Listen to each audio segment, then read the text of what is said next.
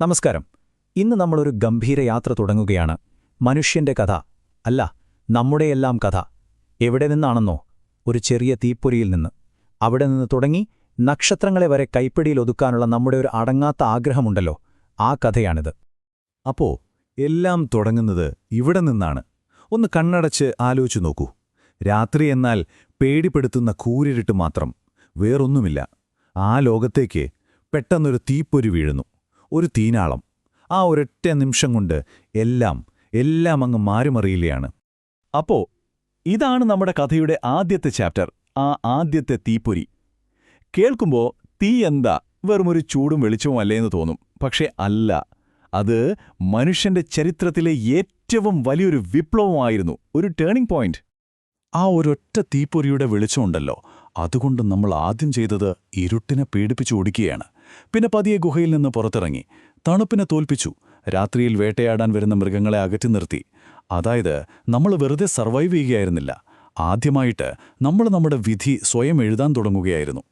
അപ്പോ അന്ന് തുടങ്ങിയ ആ തീപ്പൊരിയുണ്ടല്ലോ, അത് പിന്നെ കെട്ടിയിട്ടില്ല, അതൊരു വലിയ തീയായി പടർന്നു. ഇനി നമുക്ക് നോക്കാം, ആ തീ ഉപയോഗിച്ച് നമ്മൾ എങ്ങനത്തെ ഒരു ലോകമാണ് ഉണ്ടാക്കിയെടുത്തതെന്ന്. ഈ ടൈം ലൈനിലേക്കൊന്ന് നോക്കിക്കേ. കൃഷി തുടങ്ങി അച്ചടിയന്ത്രം കണ്ടുപിടിക്കാൻ നമുക്ക് ആയിരക്കണക്കിന് വർഷങ്ങളെടുത്തു. ഭയങ്കര സ്ലോ ആയിരുന്നു. പക്ഷെ പിന്നെ നോക്കൂ, വ്യവസായ വിപ്ലവം കഴിഞ്ഞ് ഇന്റർനെറ്റ് വരാൻ വെറും 2 നൂറ്റാണ്ട്. കണ്ടോ ആ വേഗത കൂടുന്നത്? ഓരോ കണ്ടുപിടുത്തം കഴിയുമ്പോഴും അടുത്തതിലേക്കുള്ള സമയം കുറഞ്ഞു വരുന്നു. ഇതിന്റെ അർത്ഥമെന്താ? ഭാവി നമ്മൾ വിചാരിക്കുന്നതിനേക്കാൾ വേഗത്തിലാണ് വരുന്നത്. ഇത് രസകരമായ ഒരു താരതമ്യമാണ്. ചക്രം കണ്ടുപിടിച്ചപ്പോൾ നമ്മൾ ഭൂമിയെ, അതായത് ദൂരങ്ങളെ കീഴടക്കി എവിടെ വേണമെങ്കിലും യാത്ര ചെയ്യാം എന്നായി, അല്ലേ? ഇന്ന് ഇന്റർനെറ്റ് ചെയ്യുന്നതെന്താ? അത് ലോകത്തെ ഒരു ചെറിയ ഗ്രാമം പോലെയാക്കി. ഫിസിക്കൽ ദൂരങ്ങളെയല്ല, വിവരങ്ങളുടെ ലോകത്തെയാണ് നമ്മൾ ഇന്ന് കീഴടക്കുന്നത്. ഒരു ക്ലിക്കിൽ ലോകത്തിന്റെ ഏതു കോണിലുമുള്ള ആളുമായി സംസാരിക്കാം. നോക്കൂ, ഓരോ കണ്ടുപിടുത്തവും അടുത്തതിനുള്ള ഒരു ചവിട്ടുപടിയായിരുന്നു. വൈദ്യശാസ്ത്രം മരണത്തെ വരെ ചോദ്യം ചെയ്യാൻ നമ്മളെ പഠിപ്പിച്ചു. വൈദ്യുതി വന്നതോടെ ലോകം മുഴുവൻ വെളിച്ചമായി. ഇപ്പോൾ ആർട്ടിഫിഷ്യൽ ഇന്റലിജൻസ്, അതായത് AI, അത്ഭുതങ്ങൾ സൃഷ്ടിക്കുന്നു. ശരിക്കും പറഞ്ഞാൽ ഓരോന്നും അടുത്തതിന് വഴിയൊരുക്കുകയായിരുന്നു. നമ്മൾ മുൻപുള്ളവർ കെട്ടിപ്പൊക്കിയതിന്റെ മുകളിലാണ് പുതിയ കാര്യങ്ങൾ ഉണ്ടാക്കുന്നത്. ഓക്കെ, അപ്പോൾ നമ്മൾ ഭൂതകാലം മുഴുവൻ കണ്ടു. ഇനി ശരിക്കുള്ള ത്രില്ലിംഗ് ഭാഗത്തേക്ക് കടക്കാം. ഭാവി. നമ്മുടെയൊക്കെ സങ്കല്പത്തിനും അപ്പുറത്തുള്ളൊരു ലോകം നമ്മളെ കാത്തിരിക്കുന്നുണ്ട്. അപ്പോ എന്തായിരിക്കും ഇനി? ശരിക്കൊന്ന് ചിന്തിച്ചു നോക്കൂ. നമ്മുടെയൊക്കെ മുത്തശ്ശന്മാർക്ക് ഒരുപക്ഷേ മാജിക് എന്ന് തോന്നുന്ന കാര്യങ്ങളാണ് നമ്മളിന്ന് ചെയ്യുന്നത്.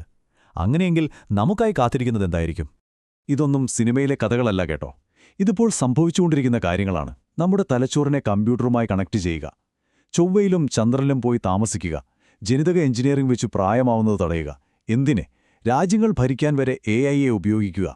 ഇതൊന്നും വെറും സ്വപ്നങ്ങളല്ല, ലോകമെമ്പോഴുമുള്ള ലാബുകളിൽ ഇപ്പോൾ നടന്നുകൊണ്ടിരിക്കുന്ന ഗവേഷണങ്ങളാണ്. അങ്ങനെ നമ്മൾ തുടങ്ങിയിടത്തേക്ക് തന്നെ തിരിച്ചെത്തുകയാണ്, ആ ആദ്യത്തെ തീപ്പൊരിയിലേക്ക്. പക്ഷേ ഒന്ന് നോക്കിക്കേ, അന്ന് തുടങ്ങിയ ആ യാത്ര നമ്മളെ എവിടെ വരെ എത്തിച്ചെന്ന്. ആ ഒരൊറ്റ തീനാളത്തിൽ നിന്ന് തുടങ്ങി ഇന്ന് നക്ഷത്രങ്ങളിലേക്ക് കണ്ണും നട്ടിരിക്കുന്നൊരു ലോകം നമ്മളുണ്ടാക്കി. ഒരിക്കലൊരു ഗുഹയുടെ ചുമരിൽ വെറുതെ ഇരുന്ന് വിറച്ചിരുന്ന ആ തീനാളുണ്ടല്ലോ, അതുതന്നെയാണ് ഇന്ന് റോക്കറ്റായി ബഹിരാകാശത്തേക്ക് കുതിക്കുന്നത്. അതുതന്നെയാണ് നമ്മുടെ സ്മാർട്ട് ഫോണുകൾക്കും കമ്പ്യൂട്ടറുകൾക്കും ശക്തി നൽകുന്ന ഡിജിറ്റൽ ലോകത്തെ മുന്നോട്ട് നയിക്കുന്നത്. രൂപം മാറിയെന്നേ ഉള്ളൂ, ആ തീ ഇപ്പോഴും നമ്മുടെ ഉള്ളിലുണ്ട്, മനുഷ്യന്റെ അടങ്ങാത്ത ആഗ്രഹത്തിന്റെ തീ. അപ്പോ ഈ കഥ ഇവിടെ തീരുന്നില്ല. കാരണം ഇത് നമ്മുടെ കഥയാണ്. ഈ തീനാളം ഇപ്പോൾ നമ്മുടെ കയ്യിലാണ്. ഇതിന്റെ അടുത്ത അധ്യായം എഴുതേണ്ടത് നമ്മളാണ്, നിങ്ങളും ഞാനും. അപ്പോൾ ഒരൊറ്റ ചോദ്യമേ ഉള്ളൂ, അടുത്ത പേജിൽ നമ്മൾ എന്താണ് എഴുതാൻ പോകുന്നത്?